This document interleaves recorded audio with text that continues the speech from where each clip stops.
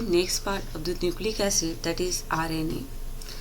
In last lecture we have discussed about DNA, its structure, its function and its location in our body. In this lecture we are going to discuss next nucleic acid, that is about RNA. See, the long form of RNA is ribonucleic acid. The long form of RNA is ribonucleic acid. आपण जे DNA मध्ये पाहिलं होतं त्या पद्धतीचेच nucleotides हे RNA मध्ये present असतात. तर न्यूक्लियोटाइड म्हणजेच काय, तर शुगर प्रेझेंट असते, फॉस्फेट ग्रुप असतो. बघा ही शुगर आहे, पेंटोज शुगर, हा फॉस्फेट ग्रुप आहे आणि नायट्रोजिनस बेसेस अटॅच असतात. ठीक आहे, इथे तुम्हाला खाली दिसतंय बघा, ही डायग्राम आपण बघूया खालची. इथे तुम्हाला शुगर दिसते, पेंटोज शुगर, रायबोज शुगर असते ती. इथे आहे तो फॉस्फेट ग्रुप आहे आणि ॲडिनिन नावाचा नायट्रोजिनस बेस अटॅच आहे.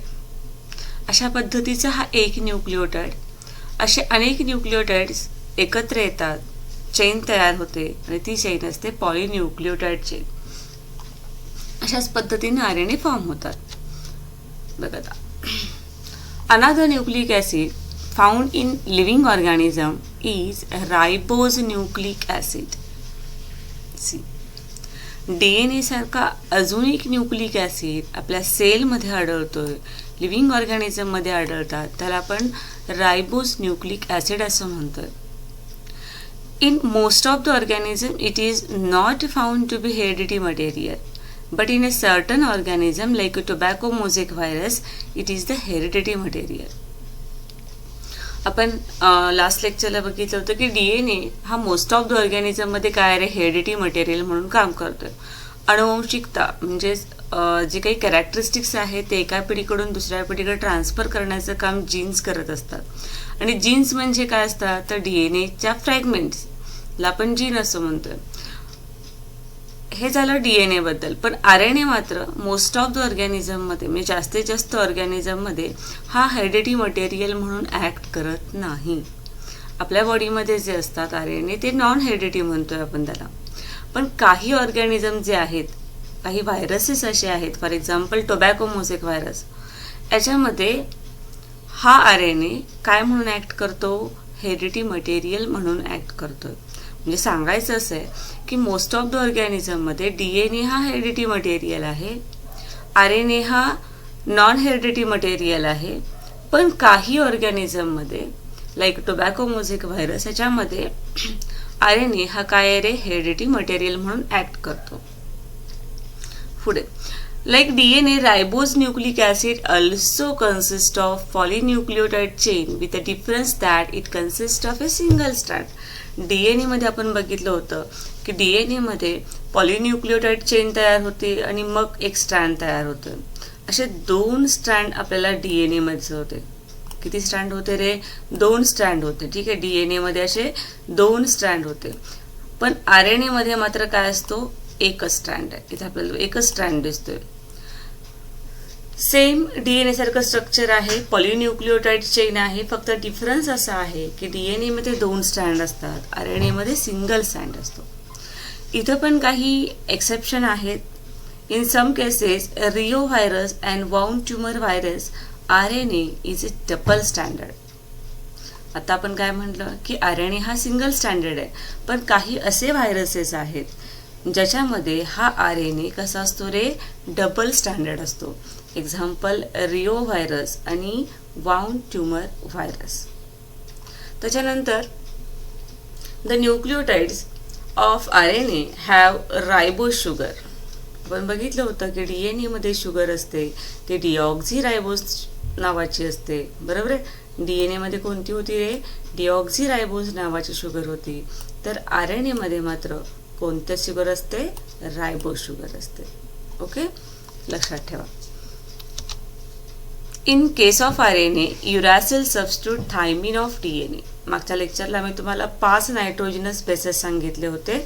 ॲडिनिन, बरोबर आहे, ॲडिनिन, देन लिहिता येत नाही, ॲडिनिन आहे, देन थायमिन होतं, देन गॉनिन होतं, सायटोसिन आणि युरॅसिल. येस, हे 5 नायट्रोजनस बेसेस होते.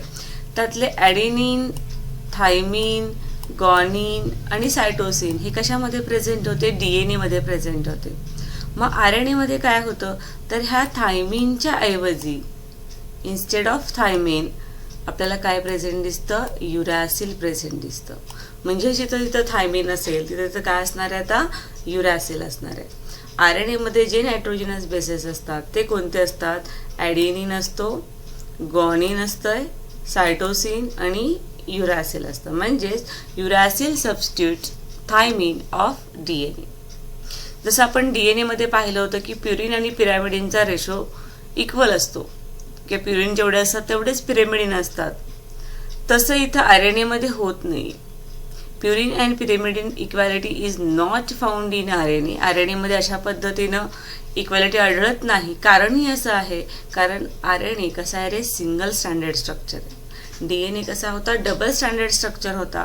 त्यामुळे त्याच्या एका स्टँडवर जर प्युरिन असतील तर दुसऱ्या स्टँडवर पिरॅमिडिन असतो. त्यामुळे रेशो कसा असायचा किंवा नंबर कसे असायचे? इक्वल असायचे. पण RNA मध्ये अशी इक्वॅलिटी आढळत नाही, कारण RNA हे काय रे? सिंगल स्टँडर्ड स्ट्रक्चर आहे. RNA strand is usually found folded upon itself in a certain regions or entirely. RNA single standard आहे, पण काही वेळेस काय होतं? RNA फोल्ड होतात, स्वतःभोवतीच फोल्ड होतात काही रिजन्समध्ये, किंवा पूर्णपणे तो जो स्ट्रँड आहे RNAचा तो स्वतःभोवती फोल्ड झालेला दिसतो. म्हणजे डबल स्टँडर्ड नाही, तो सिंगल स्टँडर्डच आहे. पण काही ठिकाणी काही रिजन्समध्ये आपल्याला तो फोल्ड झाल्यासारखा दिसतो. आपण टाईप शिकणार आहे त्यावेळेस बघू. This folding help in stability of RNA molecule. हे फोल्डिंग होणं सुद्धा गरजेचं आहे. का? ज्यावेळेस RNAचा काही पार्ट फोल्ड होतो त्यामुळं तो RNAला स्टॅबिलिटी करून देतो, किंवा स्टेबल होण्यासाठी हे फोल्ड त्याला उपयोगी पडत असतात. Most of the RNA polynucleotide chain start either with adenine or guanine. लक्षात घ्या की मोस्ट ऑफ द जास्तीत जास्त जे न्यूक्लियोटाइड RNA जे तयार होतात, चेन जी आहे न्यूक्लियोटाइड चेनची, त्याची सुरुवात एकतर ॲडेनिननी होते किंवा गॉनिननी होते. जी सुरुवात आहे RNAची ती RNAची कोणत्या नायट्रोजनस बेसिसनी होते, किंवा जी पॉलिन्यूक्लियोटाइड चेन आहे त्या पॉलिन्यूक्लियोटाइड चेनची सुरुवात एकतर ॲडेनिननी होते किंवा गॉनिननी होते. बरोबर आहे? Purines. 3 types of cellular RNA has been distinguish. 3 प्रकारचे RNA सेलमधले आपण सेल्युलर RNA असं म्हणू शकतो. 3 प्रकारच्या नॉन जेनेटिक RNA सुद्धा आपण असं म्हणतोय. ते कोणकोणते आहेत बघूया. एक म्हणजे मेसेंजर RNA, ज्याला mRNA किंवा टेम्पलेट RNA सुद्धा असं म्हटलं जातं. बघा, पहिला RNA कोणता आहे? तर मेसेंजर RNA किंवा mRNA, किंवा त्याला आपण टेम्पलेट RNA असं म्हणतोय. दुसरा आहे रायबोझोमल RNA, त्याला rRNA म्हणतोय. आणि तिसरा आहे ट्रान्सफर RNA, ज्याला आपण tRNA किंवा सोल्युबल RNA असं म्हणतोय. Messenger RNA, mRNA, ribosomal RNA, rRNA and transfer RNA, it's a tRNA. Messenger RNAला टेम्पलेट RNA असं म्हटलं जातं, ट्रान्सफर RNAला सोल्युबल RNA असं म्हटलं जातं. त्यातला पहिला पॉइंट आपण बघतोय mRNA, मेसेंजर RNA. आता लास्ट लेक्चरला किंवा लास्ट स्टँडर्डमध्ये तुम्ही प्रोटीन सिंथेसिस शिकलाय, आणि प्रोटीन सिंथेसिसमध्ये हे तिन्हीचे रोल तुम्हाला झाले. mRNA चे फॉर्मेशन आहे ते कशापासून होत असतं रे? DNA पासून होत असतं. म्हणजेच हा mRNA आहे, हा mRNA काय करतो तर जेनेटिक इन्फॉर्मेशन कॅरी करतो, म्हणून त्याला मेसेंजर RNA म्हटलं जातं. mRNA carries genetic information for arranging amino acid in definite sequence. इथं तुम्हाला खाली डायग्राम दाखवली बघा mRNAची. mRNA जो आहे हा स्ट्रेट असतो, आणि त्याच्या एक एंडला आपण 5 प्राइम एंड असं म्हणतोय, दुसऱ्या एंडला 3 प्राइम एंड असं म्हणतोय. आणि मग याच्यामध्ये जे 3 चे नायट्रोजनस बेसेस असतात, 3 नायट्रोजनस बेसेस म्हणजे भरपूर असे नायट्रोजनस बेसेस असतात, पण त्यातल्या 3 च्या ग्रुपला काय म्हटलं जातं रे, कोडॉन असं म्हणतात. हे मागच्या स्टँडर्डमध्ये तुम्ही शिकलाय, कोडॉन असं म्हणतात. आणि असे हजारो कोडॉन्स आपल्याला एका mRNAवर आढळतात. म्हणजे 3-3च्या ग्रुपला आपण कोडॉन असं म्हणतोय. आणि हा जो पहिला कोडॉन, पहिला 3 ग्रुप आहे त्याला इनिशिएशन कोडॉन असं म्हणायचं. आणि शेवटचे 3 जे असणार आहेत, जे एंड करणार आहेत, 3 नायट्रोजनस बेसेस एंड करणार आहेत, त्याला टर्मिनेशन कोडॉन असं म्हणायचं. पहिला इनिशिएशन सुरुवात करणारा कोडॉन, दुसरा आहे तो शेवटचा, म्हणूया आपण त्याला termination codon.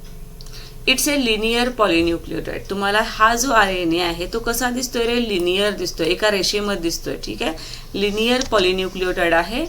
It accounts 3% of cellular RNA. आता हे लक्षात ठेवायचं पर्सेंटेज. जेवढे RNA आहेत त्यातल्या 3% RNA कोणते असतात, तर mRNA असतात. किती आहे याचं पर्सेंटेज, फक्त 3%. Its molecular weight is several million. ह्याचं वजन मिलियन्स मध्ये आहे. mRNA molecule carries information to form a complete polypeptide chain is called as a cistron. आता हा महत्वाचा पॉइंट आहे. mRNA मॉलिक्यूल काय करतोय रे, इन्फॉर्मेशन कॅरी करतोय. बरोबर, मग काय सांगितलं, इन्फॉर्मेशन कॅरी करतोय. कशासाठी, to form a complete polypeptide chain. Polypeptide chain तयार करण्यासाठी जी इन्फॉर्मेशन आहे. आता पॉलिपेप्टाइड चेन म्हणजे कोणती रे, तर प्रोटीन चेन. प्रोटीनची जी चेन असते, अमिनो ॲसिड एकत्र आले की कोणती चेन असते, पॉलिपेप्टाइड चेन असते. आणि मग ही पॉलिपेप्टाइड चेन तयार करण्यासाठी जी काही लागणारी माहिती आहे ती माहिती हा mRNA कॅरी करत असतो. आणि ती जी चेन आहे किंवा तो जो पॉइंट आहे त्याला काय म्हटलं जातं रे, सिस्ट्रॉन असं म्हटलं जातं. इथे बघा, mRNA molecule carrying information to form a complete polypeptide chain, त्यालाच आपण काय म्हणतो, सिस्ट्रॉन असं म्हणतो. सिस्ट्रॉन म्हणजे असा RNAचा पार्ट की जो काय करतोय रे, तर इन्फॉर्मेशन कॅरी करतोय. कशासाठी, तर पॉलिपेप्टाइड चेन कंप्लीट करण्यासाठी इन्फॉर्मेशन कॅरी करतोय. Size of mRNA is related to the size of message it contain. साहजिकच हा mRNA ची लेंथ कशावर अवलंबून असणार आहे, किती मेसेज तो DNA मधून घेऊन आलेला आहे याच्यावरून त्याची साइज रिलेट असते. Okay, so size of mRNA is related to the size of message it contains. Synthesis of mRNA begins at 5' end of DNA strand and terminates at 3' end. आता इथे त्यांनी सांगितलं की ज्यावेळेस mRNA तयार होतो, mRNA कुठं तयार होतो, तुम्हाला माहिती आहे DNA हे सेलच्या न्यूक्लियसमध्ये प्रेझेंट असतात. त्यामुळं mRNA जे तयार होतात ते सेलच्या न्यूक्लियसमध्ये होतात. आणि हे जे फॉर्मेशन आहे ते फॉर्मेशन कसं असतं रे, 5' end to 3' end असतं. ओके, लक्षात आलं. हे झालं mRNA बद्दल. आता दुसरा जो टाईप आहे तो rRNA, ज्याला रायबोझोमल RNA असं म्हणतोय आपण. पर्सेंटेज जास्त आहे. किती आहे रे बघा, it forms 50 to 60% part of ribosome. RNA कसे तयार होतात किंवा rRNA कसे तयार होतात, तर रायबोझोमचा किती पार्ट याच्यामध्ये आहे, 50 to 60 पार्ट ऑफ रायबोझोम. असं म्हटलंय की ते RNA म्हणजे रायबोझोम आहे. रायबोझोम मध्ये 50 to 60% काय असतात, rRNA असतात. आणि टोटल सेलमध्ये आपण मगाशी बघितलं की 3% फक्त काय होते, mRNA होते. तसं सेल्युलर जर त्यांचं पर्सेंटेज बघितलं तर ते किती पर्सेंट असतात, 80 to 90% असतात. It accounts 80 to 90% of the cellular RNA. Then it is synthesized in nucleus. कुठं तयार होतात रे, हे न्यूक्लियसमध्ये तयार होतात. आणि हे कुणी सांगितलेलं आहे, कुर्लॅन 1960 डिस्कवर्ड इट. बघा, रायबोझोममध्ये 50 to 60% हे rRNA असतात. सेल्युलर RNA मध्ये त्याचं पर्सेंटेज आहे 80 to 90%. न्यूक्लियसमध्ये सिंथेसाइज होतात आणि हे शोधून काढलेलं आहे कुर्लॅननी 1960 मध्ये. It gets coiled and there due to interchange complementary base pairing. बघा, आपण बघितलं होतं मगाशी की mRNA हा स्ट्रेट होता, पण इथं आपल्याला हा जो rRNA आहे हा काय झालेला दिसतो रे, लूप दिसते त्याची, म्हणजेच कॉईल झालेला आहे.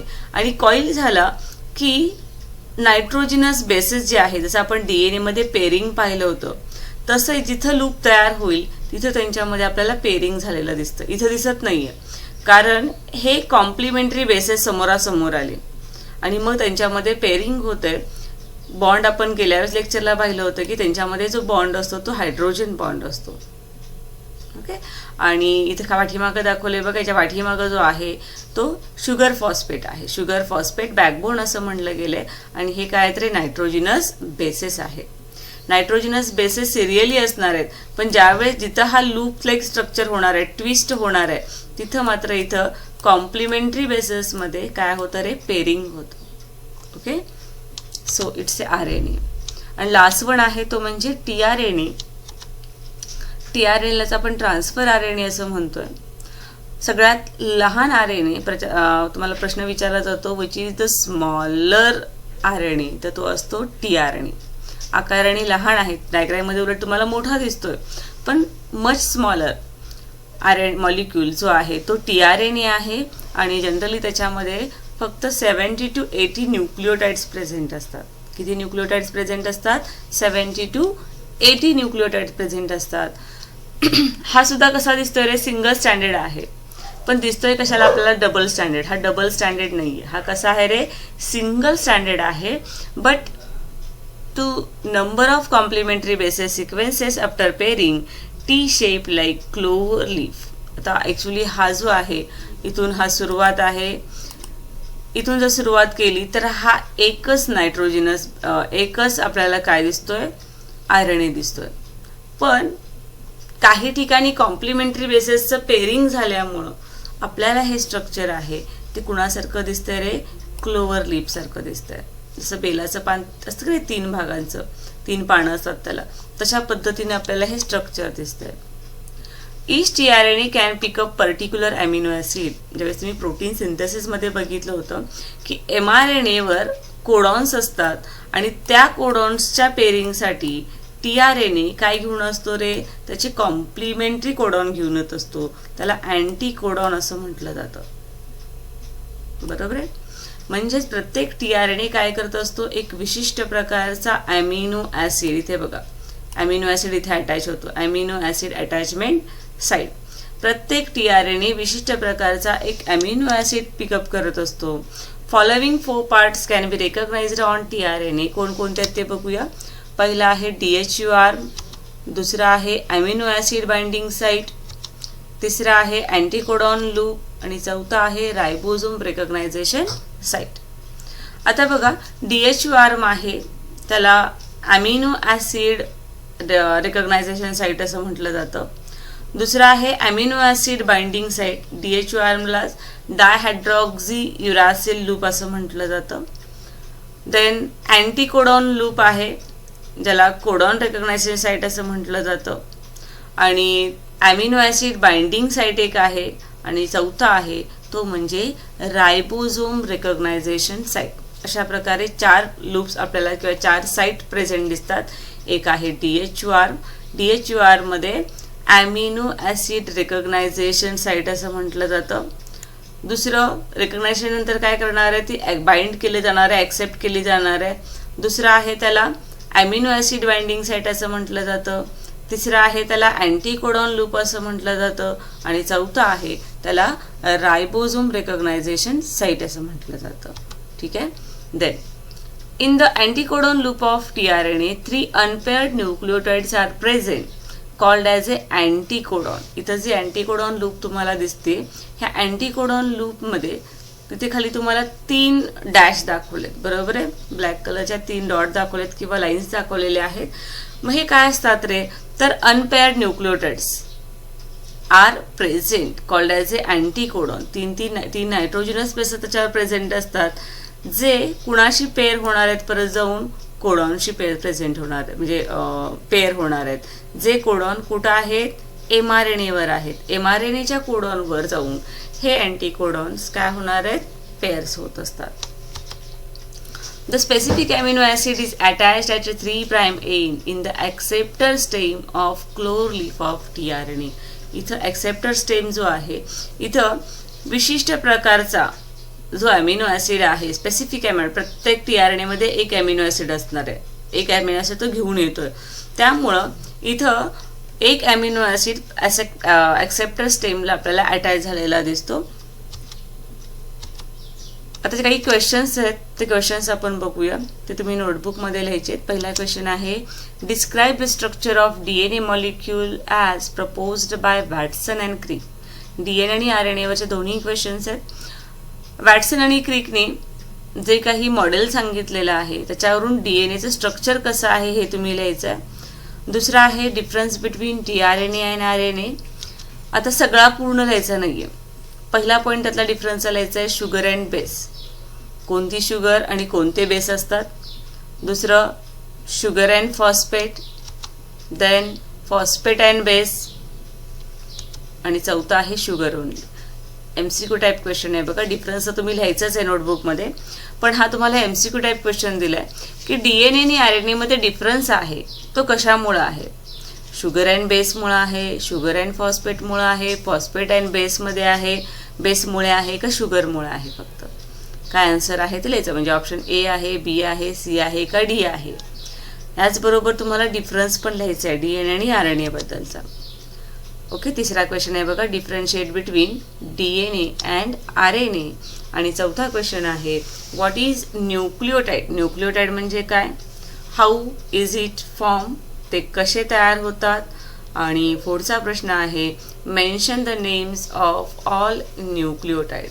सगळ्या न्यूक्लिओटाइड्सचा चे नेम्स तुम्हाला लिहायचे. ठीक आहे. म्हणजे हे क्वेश्चन्स तुम्ही तुमच्या नोटबुकमध्ये राईट डाऊन करायचे. त्यासाठी तुम्हाला काय करावं लागेल तर पाठीमागचे जे DNA आणि RNA आपण झालेले आहेत ते DNA आणि RNA बद्दल तुम्हाला राईट करावं लागेल, किंवा त्याचे दोन्ही व्हिडिओज तुम्हाला आधी व्यवस्थित पाहावे लागतील आणि मग तुम्हाला हे क्वेश्चन्स लिहिता येतील. ठीक आहे. अशा पद्धतीनं आपण दोन्हीही न्यूक्लिक ॲसिड इथं स्टडी केलेले आहेत. थँक्यू.